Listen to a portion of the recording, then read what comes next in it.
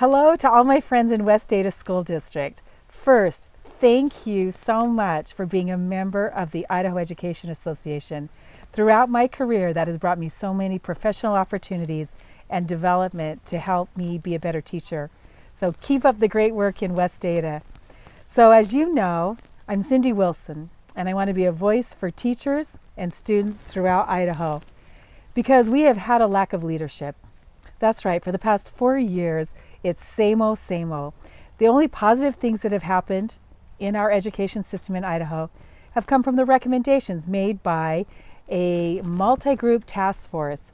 Administrators, teachers, school board members, PTA members, legislators, all came together after that horrible time we spent with getting the Props 1, 2, and 3 dismissed off that referendum. Anyway, this task force met and provided a recommendation of 20 different areas we could improve education in Idaho.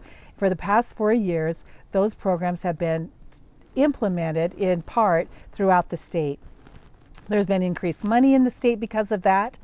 There has been an increased emphasis on retaining and retaining great teachers, and an increased emphasis on student learning.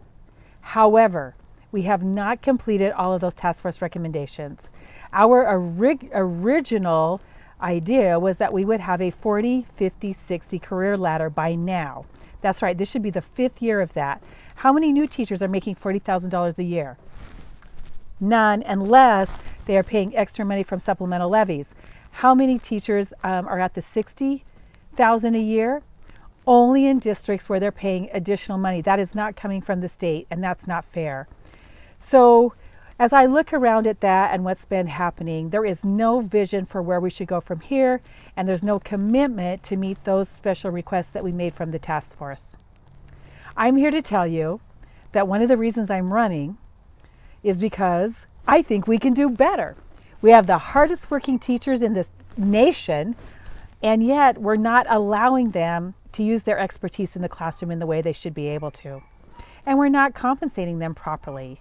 So here's my plan, and I hope you'll join with me in making this happen. Number 1, an increased focus on learning. That's right, student achievement in learning, not student achievement necessarily in standardized testing. We've forgotten what learning is about, and we've forgotten the flexibility to make that happen in classrooms. Number 2, let's get our best teachers into our districts, and I mean all across the state, because we have some serious shortages around our rural school districts. And number 2, let's keep our great people. 1 in 4 teachers leaves in the first 5 years. Do you know how much that's costing our state? $6 million minimum just to recruit and then train new people to come in when they leave.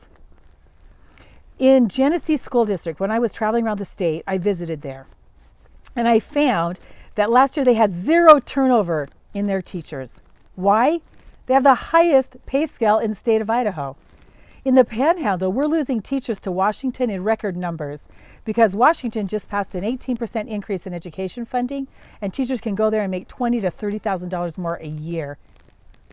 I want to fight for you. I want to be there for you. I want you to be able to be competitive in your career in compensation. The third point we want to take a look at is an increased emphasis on early childhood education. What does that mean? It means offering and providing for a full-day kindergarten for every child in Idaho, and then partnering with schools and communities to make available to every child a preschool opportunity. That's right. A lot of people are asking me, how do you make that happen? Easy. We stop putting all these people in prison. Why are people going into the prisons? Because we have a school-to-prison pipeline right now. We're failing kids. We have too many kids in a classroom. We don't have enough resources to help those who have learning disabilities or who come from poverty. We need to make some serious changes and tell our story. I want to tell the story for you, my fellow educators.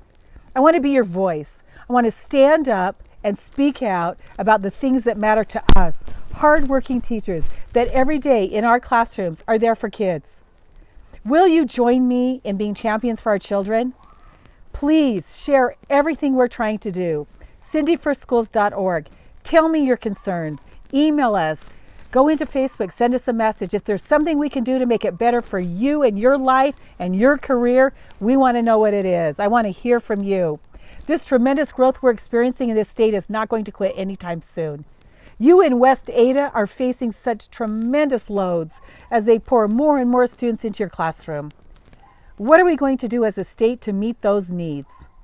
It's time to start changing our funding and looking at how we can resource that back into the investment that makes the most sense. An investment that will stop us from funneling money into health and welfare, stop us from funneling money into corrections, and put money at the basis of early childhood development.